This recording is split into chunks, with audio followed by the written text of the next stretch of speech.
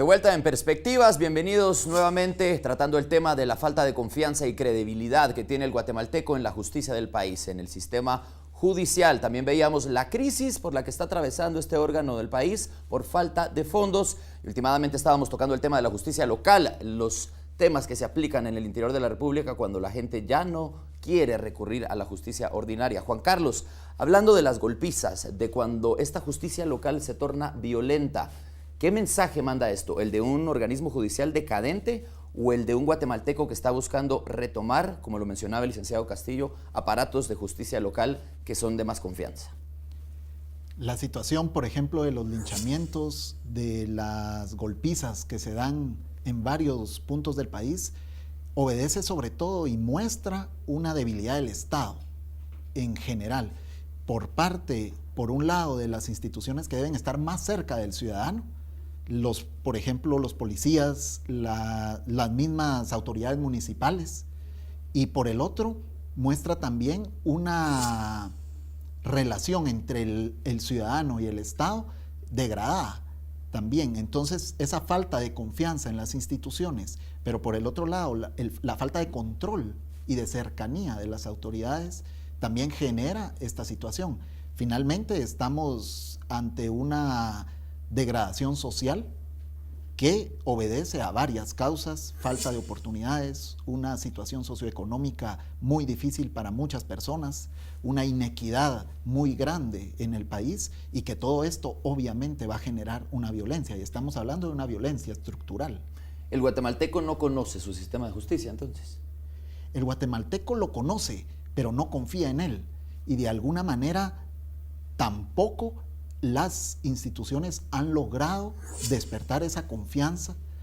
Por ejemplo, el organismo judicial, uno de sus principios es la independencia judicial, y la sensación en los guatemaltecos es que el organismo judicial no es independiente y que obedece, por ejemplo, a intereses de otro tipo, intereses políticos, intereses económicos. No se percibe al organismo judicial como se debe percibir, como un ente independiente en sus decisiones. Vamos a tocar ahora un tema, el tema de la adaptación del guatemalteco, que ya ve la disfuncionalidad del organismo judicial como un tema cotidiano. Voy a compartir una anécdota. Tuve un problema recientemente en donde por X o Y razón me vi amenazado por un vecino quien llegó descaradamente con un machete a amenazarnos de muerte a mí y a miembros de mi familia. A la hora de hablar con una persona conocida en el Ministerio Público, esta persona me dijo: lo mejor que podés hacer es nada, porque si no grabaste o no tomaste una fotografía, este señor no va a tener pruebas en su contra. Probablemente en 24 horas él salga de la custodia y te vas a echar un alacrán a la espalda. Entonces, ¿qué es lo mejor que puedes hacer? Nada. Ahora, no me atrevo a pensar cuántas veces se ha repetido este tipo de casos para miles de guatemaltecos que se ven afrontados a esta situación. El guatemalteco que le roban su celular en el bus y prefiere reportarlo como perdido, porque dice: ¿de qué manera voy a recuperar yo mi celular o mi dinero si reporto o denuncio el robo de mi celular cuando se roban tantos celulares a diario? Entonces, estas pequeñas cosas hacen que el guatemalteco se adapte a un sistema que no funciona. Licenciado Castillo, ¿cuál es su perspectiva?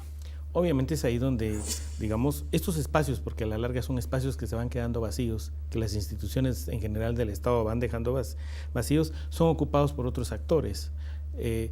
La perspectiva general de los ciudadanos guatemaltecos es de que los poderosos son los que ocupan esos espacios, ¿verdad? Que no acuden a la justicia porque habrá siempre algún poderoso que tenga algún tipo de poder de algún tipo que va a ocupar ese espacio, y que la decisión nunca va a ser imparcial, sino que va a estar a favor de esta persona.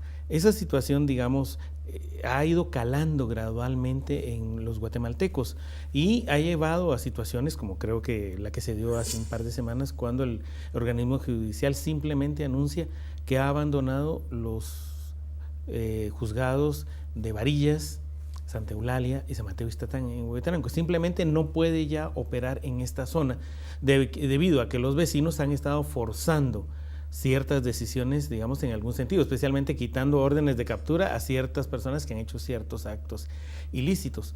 Esa situación nos lleva, digamos, realmente a la creencia generalizada de que la justicia no existe.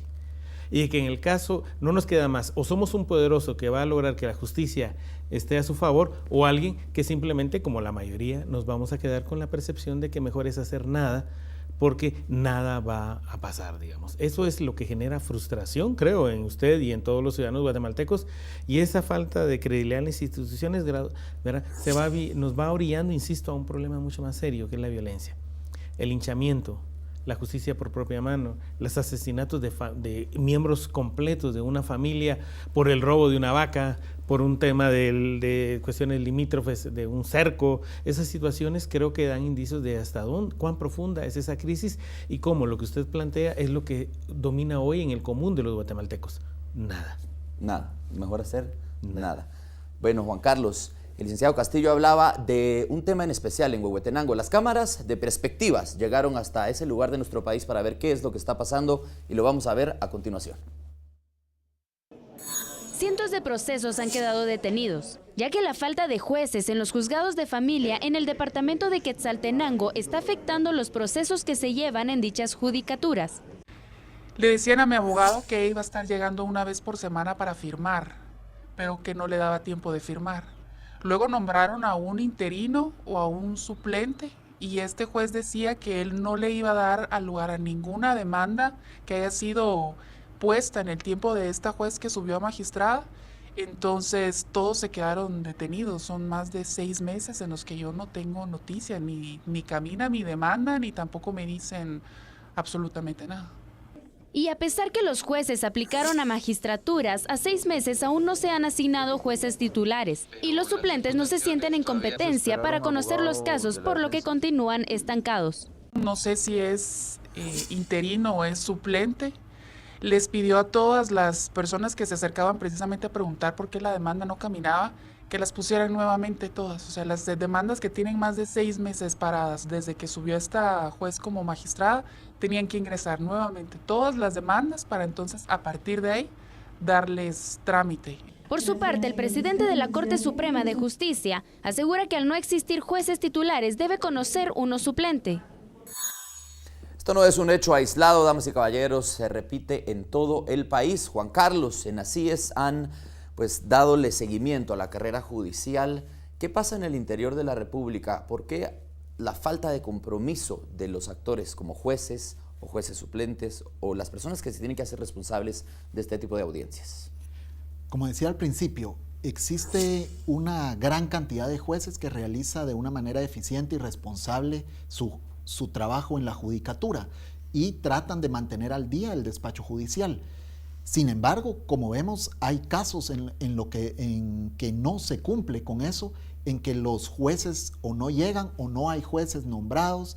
La situación del cambio que existió en las autoridades del organismo judicial, todo esto de alguna manera, quien tiene la responsabilidad de que no pase, de que no suceda y de que el ciudadano reciba un buen servicio por parte de la Administración de Justicia es la supervisión de tribunales. A lo interno del organismo judicial existe una estructura que debe supervisar a los jueces, a los magistrados y dar cuenta de si están realizando o no bien su trabajo. Si la supervisión de tribunales no funciona, si el sistema disciplinario a lo interno del organismo judicial, y esa es una gran queja de la población, que muchas veces denuncian a jueces aparentemente corruptos y que finalmente no logran tener las pruebas. Se reportan enfermos. O no se tienen las pruebas porque es difícil también obtener las pruebas suficientes para poder de alguna manera proceder a la destitución de un juez corrupto. Todos estos problemas lo que hacen es minar la confianza en el organismo judicial. Y eso, me parece, es una de las tareas que tiene la nueva Corte Suprema de Justicia. Lograr limpiar el organismo judicial de todos los jueces y los magistrados que se conocen, y entre ellos mismos se conocen quienes no llegan, quienes son corruptos, quienes de alguna manera no cumplen con el trabajo tan importante que tienen y la función legal que es primordial para que el Estado de Derecho funcione, para que un Estado funcione. Entonces, esa tarea es responsabilidad de la Corte Suprema de Justicia. Juan Carlos Carrera dice lo que usted escuchó: limpiar la Corte Suprema de Justicia es prioridad. Señor Castillo, en un año electoral, ¿es esta la prioridad? ¿Así comenzamos a arreglar el organismo judicial o por dónde se comienza para arrancar el problema de raíz? Evidentemente, como queda descrito, este es un círculo vicioso ya, en el cual el origen y la consecuencia ya no queda tan claro, porque realmente opera en esa forma, ¿no? Una forma perversa. Creo que la clave es una palabra que se llama mérito. En la medida en que el sistema judicial no funcione, digamos, con personas que han accesado al mismo, que han ingresado al mismo a partir del mérito, que tienen los méritos suficientes para poder cumplir su función, será imposible que esto suceda. Para llegar a ese mérito, digamos, hay mucho camino que andar, y aquí es cabalmente donde vemos consecuencias, por ejemplo, del tema de las comisiones de postulación para integrar la Corte Suprema de Justicia. En los temas que estamos abordando hoy es donde se ve el impacto, a donde llega, digamos, el impacto, el remesón, donde están las consecuencias de decisiones mal adoptadas en otras instancias. Y esto, insisto, creo que solo se puede mejorar en la medida en que todo esto se limpie a partir de que sea el mérito lo que mande en el ingreso al sistema y la permanencia en el sistema. Si eso no es así, será muy difícil que podamos construir una institucionalidad que genere confianza a los ciudadanos. Y para concluir, un tema, pues el que le exponemos al ciudadano guatemalteco, ¿es posible, y si sí, Juan Carlos, en qué plazo, revertir la apatía que tiene el ciudadano con el organismo judicial? Definitivamente es posible, de hecho es lo que se debe hacer. Principalmente debe fortalecerse la carrera judicial, llegar a un sistema meritocrático, a una verdadera carrera en la que se vaya comenzando desde de juez de paz, pasando por juez de instancia, llegando a magistrado de una sala de la Corte de Apelaciones, y posteriormente en ese universo pues que se escojan a los magistrados de la Corte Suprema de Justicia.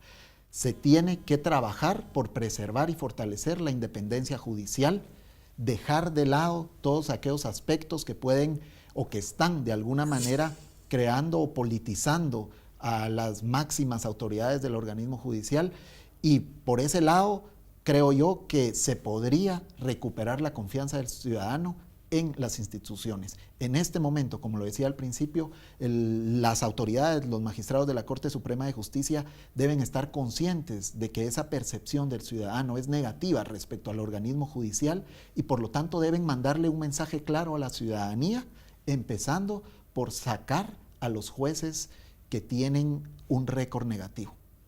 Gracias, Juan Carlos. Mencionaba la ciudadanía. En conclusión, ¿qué debe de hacer el ciudadano, nuestra audiencia, el más afectado, para confiar y retomar su credibilidad en el organismo judicial? Seguir presionando al sistema judicial. Si el ciudadano lo abandona y cree que realmente no va a encontrar, digamos, atención a su problemática, creo que eso será lo peor que nos podría suceder.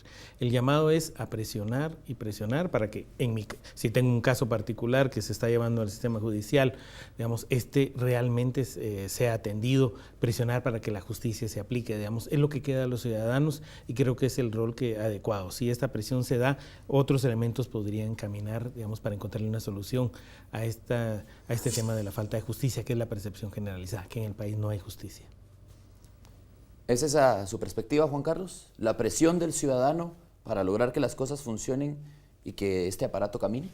Definitivamente es necesaria la participación ciudadana, pero no va a ser suficiente. Se tiene que también promover de alguna manera la acción por parte de los entes del Estado, y tiene que ser también, aparte de la presión ciudadana, de parte de los medios de comunicación, de parte de las organizaciones del Estado, lograr que se tenga presente que la administración de justicia es fundamental, y de alguna manera también reflexionar en que el problema estructural también pasa por una reforma en la Constitución de la forma en que llegan los jueces y en que llegan los magistrados principalmente, y que esto obviamente es un proceso complejo. Muchas gracias a los invitados por participar hoy en Perspectivas. Usted lo vio entonces aquí por Azteca Guate, un gran coscorrón y un cascaronazo en la cabeza a los señores del organismo judicial en este carnaval, y también a usted, ciudadano, conozca las herramientas de la justicia y en este año electoral tome usted una mejor decisión, amplíe su perspectiva aquí en Azteca Guate. Nos vemos el próximo martes. Que tenga usted feliz noche.